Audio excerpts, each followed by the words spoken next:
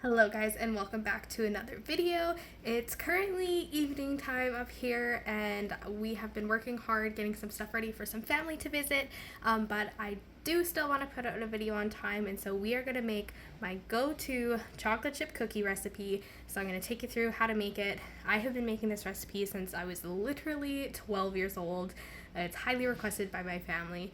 So we're going to head to the kitchen and get that started, but first I wanted to show you how light it is because it is currently like 10:45, and this is how light it is when it's not cloudy.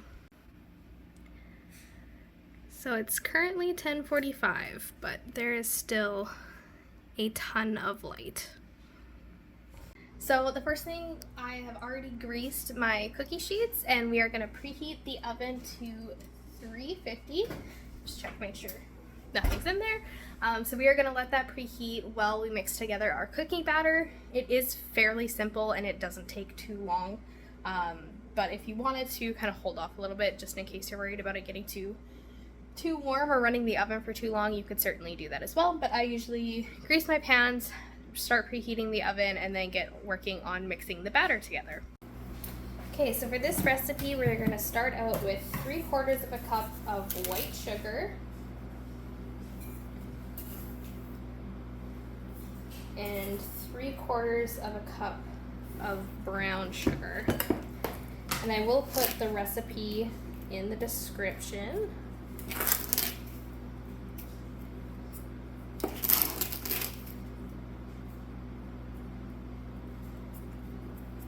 There we go. We are also going to use 2 eggs.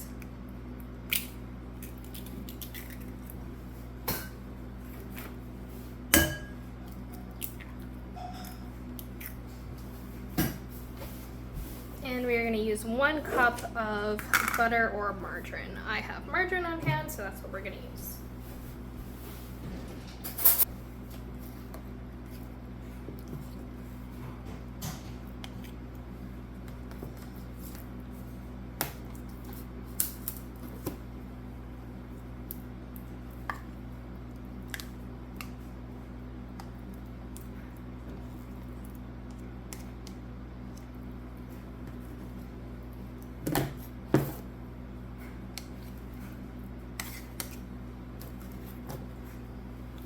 We have that mostly leveled off there.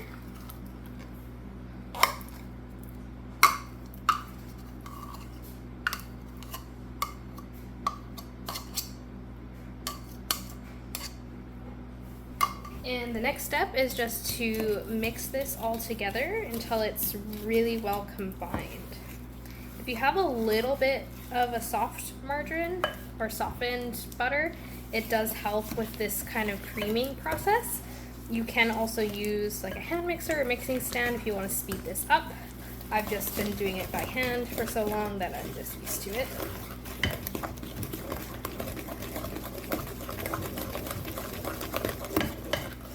And you're basically just trying to get any big chunks or lumps broken up.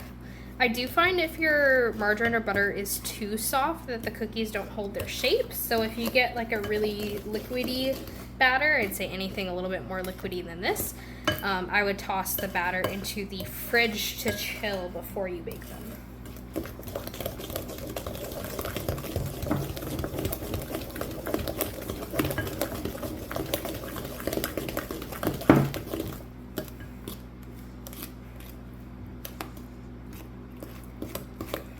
And it doesn't have to be perfect. There's still a few lumps, but that's okay. So next we are going to move on to our baking powder and baking soda.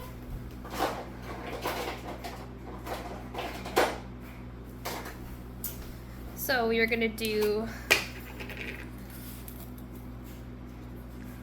1 teaspoon of salt,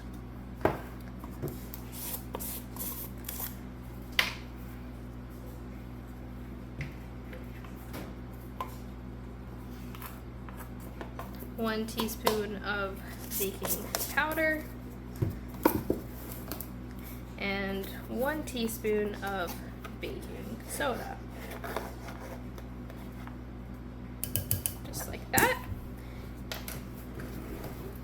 then I just like to mix that in really quick, slightly. And then we're gonna add 3/4 of a teaspoon. Those measurements were all teaspoons if I said tablespoon. But 3/4 of a teaspoon of lemon juice.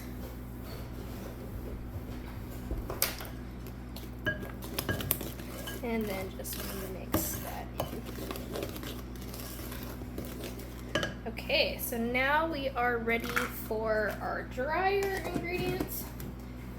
And so this recipe calls for 2 cups of flour and 2 cups of oats. And I have always found it easiest to add them in alternations. So we're gonna start with 1 cup of oats.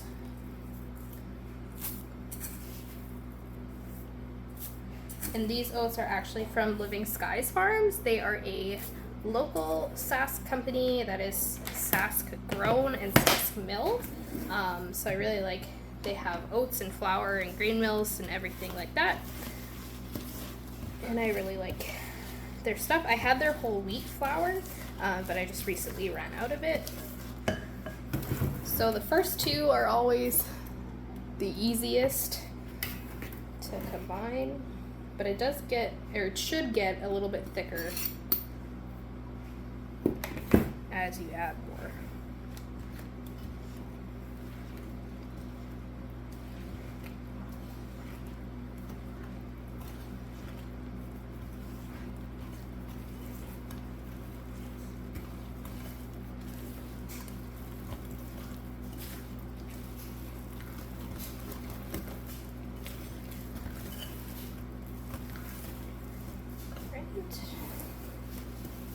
Now for the 2nd cup of oats.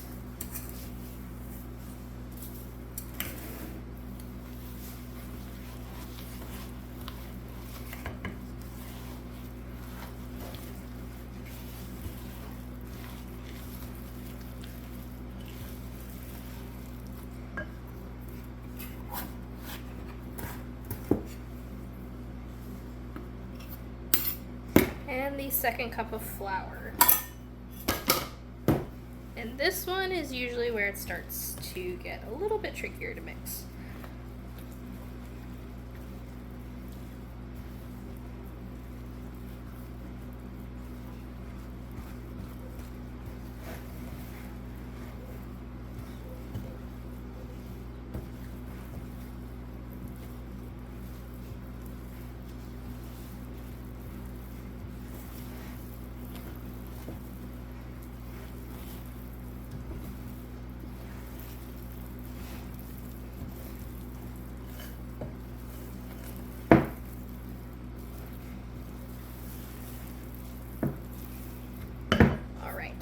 And then the last part, also the best part, the recipe is a chocolate chip cookie recipe, but I have these M&Ms that I got on sale, so I'm going to use them instead. And I'm not going to give you a measurement for this because you measure chocolate with your heart.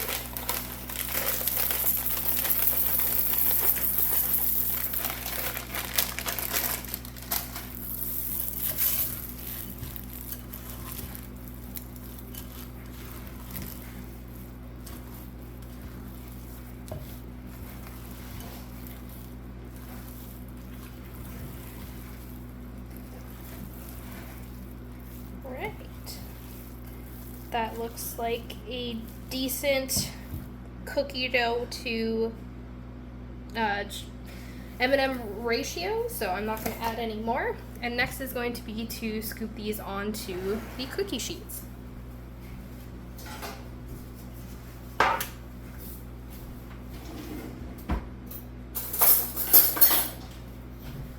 So this cookie dough should somewhat hold its shape a little bit, like it kind of makes a little bit more of like a mound cookie. They do settle out, so I don't worry about getting like a perfect ball or anything. I just take a scoop and slide it off.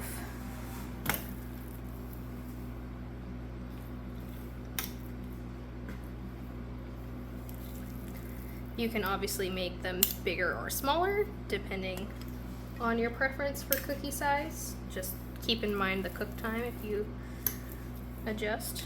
I'm just using 2 tablespoons here.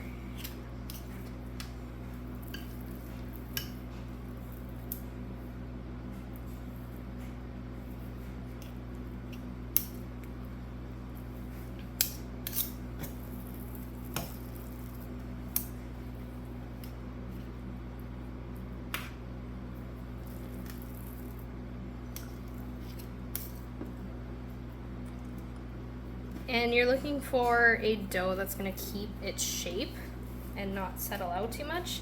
These are kind of right on the edge of maybe being a little bit too soft, but I'm going to bake them anyways. And if they spread out too much, then I will let you guys know. But it looks all right.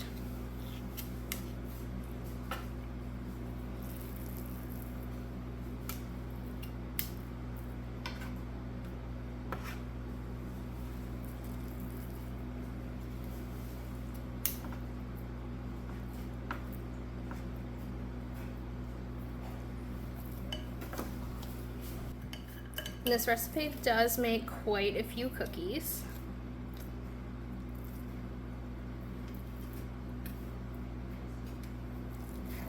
You can also, I've done in the past where you just scoop the cookie dough onto the tray and just stick the tray in the freezer.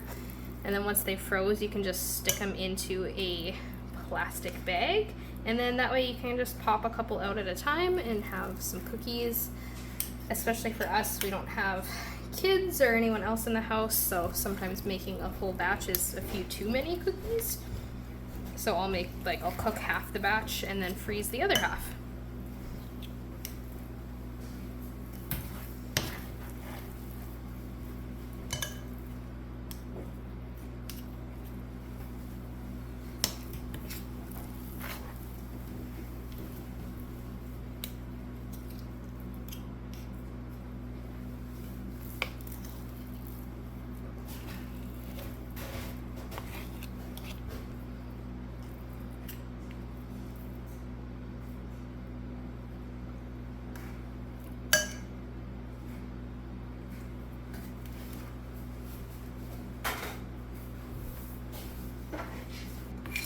And I don't know what your preference is, but I'm a cookie dough person, so this one's for me.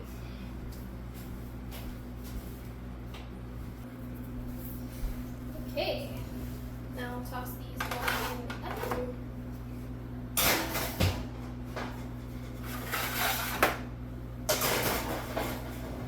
And set the timer for 12 minutes. Alright, I'll see you guys when the cookies are done.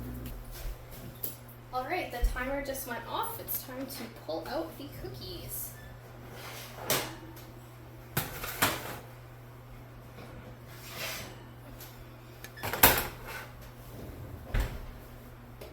Alright, so as I suspected, the batter was a little bit soft, so they kind of like splayed out a little bit more instead of staying in more of a stack.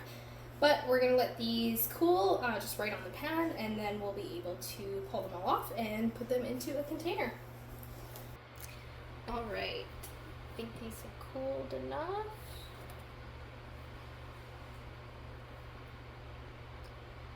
And there you have it, a super soft oatmeal chocolate chip cookie.